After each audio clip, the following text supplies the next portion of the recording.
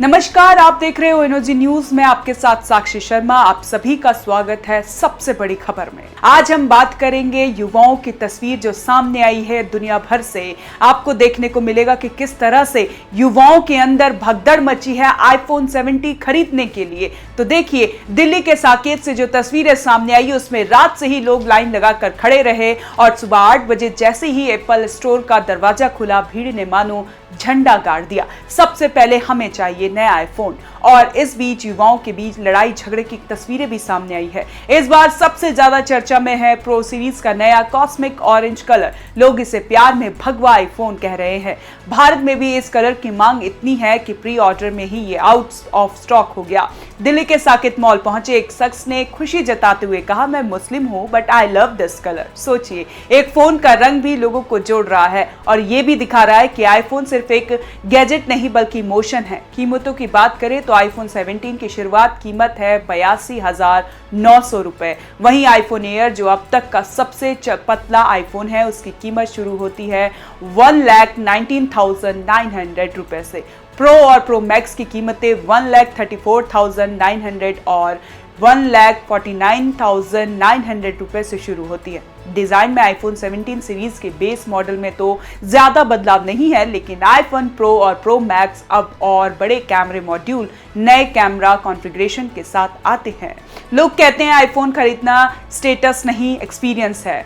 शायद इसी वजह से हर साल जब आईफोन आते हैं तो उनके लिए ये जुनून और भी बढ़ जाता है और तस्वीरें आप देख सकते हैं। अब बात करते हैं हिमाचल प्रदेश। एक बार फिर प्राकृतिक आपदा की मार झेल रहा है। किन्नौर के निचार में बीती रात बादल फटने से अफरा तफरी मच गई। देखते ही देखते पानी का सैलाब गाड़ियों, मकानों और सड़कों के अपने साथ बहा ले गया। कई घरों को भारी नुकसान हुआ तो कई वाहन मलबे में दब गए। राहत की बात यही रही कि इस भीषण हादसे में किसी की अभी तक जान जाने की खबर नहीं है, लेकिन खतरे को देखते हुए ग्रामीण अपने घरों से निकलकर नजदीकी जंगल की ओर भागते नजर आए। वहां रात गुजारकर जान बचाई। रात के अंधेरे में अचानक तेज आवाज हुई और कुछ ही मिनटों में नाले, नदियां उफान पर चले गए। मलबे और पानी का इतना दबाव था कि गांव और सड़कें दोनों ही उसमें डूब गए। जगह जगह मलबा जमा हो जाने से यातायात पूरी तरह से ठप हो गया। और जिस तरह से आप तस्वीरें भी देख सकते हैं कि हिमाचल से जो सामने आई ये तस्वीरें, इसमें तबाही की तस्वीरें साफ है। इसमें आप देख सकते हैं जो घर है वो ताश के पत्तों की तरह बिखरा हुआ है। अब बात करते हैं सबसे बड़ी खबर जो कि बहुत ही अहम खबर है। जेल में उम्र कैद की सजा काट रहा जम्मू कश्मीर लिबरेशन फ्रंट का आतंकवादी यासीन मलिक एक बार फिर सुर्खियों में। इस बार उसने दिल्ली हाईकोर्ट में दाखिल 85 पन्नों के हल्फनामे में ऐसा दावा किया है कि जिसने भारतीय राजनीति में भूचाल ला दिया है। मलिक का कहना है कि 2006 में पाकिस्तान में लश्कर-ए-तैयबा के संस्थापक और 26/11 हमले के मास्टरमाइंड हाफिज सईद से हुई उसकी मुलाकात के बाद तत्कालीन प्रधानमंत्री डॉक्टर मनमोहन सिंह ने उसे व्यक्तिगत तौर पर धन्यवाद दिया। मलिक ने अपने हल्फनामे में कहा कि ये मुलाकात उसकी खुद की पहल पर नहीं बल्कि भारत और पाकिस्तान के बीच गुप्त शांति प्रक्रिया के तहत भारतीय खुफिया एजेंसियों के कहने पर हुई थी। उसके मुताबिक 2005 में आए विनाशकारी भूकंप के बाद जब वह पाकिस्तान गया तो आईबी के तत्कालीन विशेष निदेशक BK जोशी ने उससे कहा था कि पाकिस्तानी नेतृत्व के साथ साथ हाफिज सईद जैसे आतंकी सरगनाओं से भी बातचीत की जाए। यासीन मलिक का दावा है कि उसने इसी अनुरोध पर हाफिज सईद और यूनाइटेड जिहाद काउंसिल के अन्य नेताओं से मुलाकात की और उन्हें हिंसा छोड़ने और शांति अपनाने की अपील की। उसने इस्लामिक शिक्षाओं का हवाला देते हुए आतंकवादियों से कहा कि अगर कोई तुम्हें शांति की पेशकश करे तो उसे स्वीकार करो। लेकिन यही मुलाकात आगे चलकर उसके पाकिस्तान समर्थक चेहरे का सबसे बड़ा सबूत बन गया। मलिक अब कह रहा है कि ये पूरी पहल भारत सरकार की जानकारी और मंजूरी से हुई थी और बाद में राजनीतिक मकसद से इसे उसके खिलाफ इस्तेमाल किया गया। सबसे बड़ा खुलासा उसने भारत लौटने के बाद की घटनाओं का किया है। मलिक का कहना है कि डीब्रीफिंग के बाद उसे सीधे प्रधानमंत्री से मिलने भेजा गया। दिल्ली में राष्ट्रीय सुरक्षा सलाहकार MK नारायण की मौजूदगी में डॉक्टर मनमोहन सिंह से उसकी मुलाकात हुई। उस मीटिंग में उसके मुताबिक मनमोहन सिंह ने उससे हाथ मिलाया और कहा, मैं आपको कश्मीर में अहिंसक आंदोलन का जनक मानता हूं। मलिक ने यह भी लिखा है कि 1990 के बाद से BP Singh, Chandrashekhar, PV Narasimha Rao, HD Deve Gowda, Indra Kumar Gujral, Atal Bihari Vajpayee और मनमोहन सिंह, इन सभी प्रधानमंत्रियों की सरकारें ने उससे बातचीत की।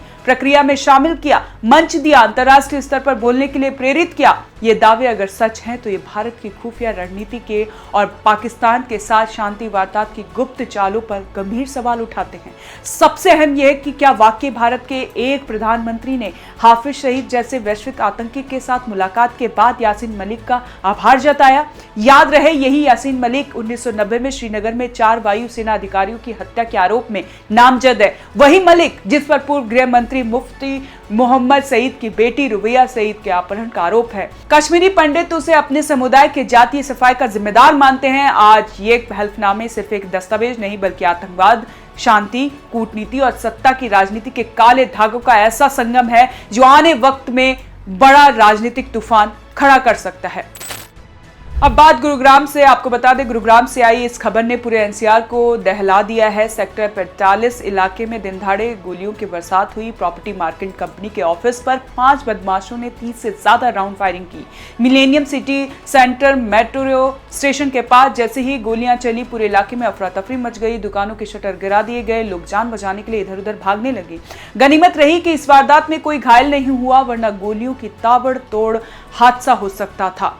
जांच अधिकारी बलजीत सिंह के मुताबिक 5 हथियारबंद बदमाश कार से आए थे। ऑफिस के बाहर आते ही उन्होंने बिना देर किए गोलियां चलानी शुरू कर दी। कुछ ही मिनटों में दर्जनों राउंड फायरिंग की गई और बदमाश मौके से फरार हो गए। पुलिस को घटनास्थल से कई खोखे मिले हैं जिनकी फॉरेंसिक जांच की जा रही है। आसपास इलाके के सीसीटीवी कैमरे की फुटेज खंगाली जा रही है ताकि आरोपियों की पहचान हो सके। स्थानीय लोगों का कहना है कि ये किसी गैंगवार या किसी प्रॉपर्टी विवाद का नतीजा हो सकता है। इलाके में अचानक हुई गोलीबारी से डर का माहौल है। लोगों की चिंता है कि अगर फायरिंग के वक्त ऑफिस सड़क पर भीड़ होती तो ये वारदात खून से लाल हो सकती थी।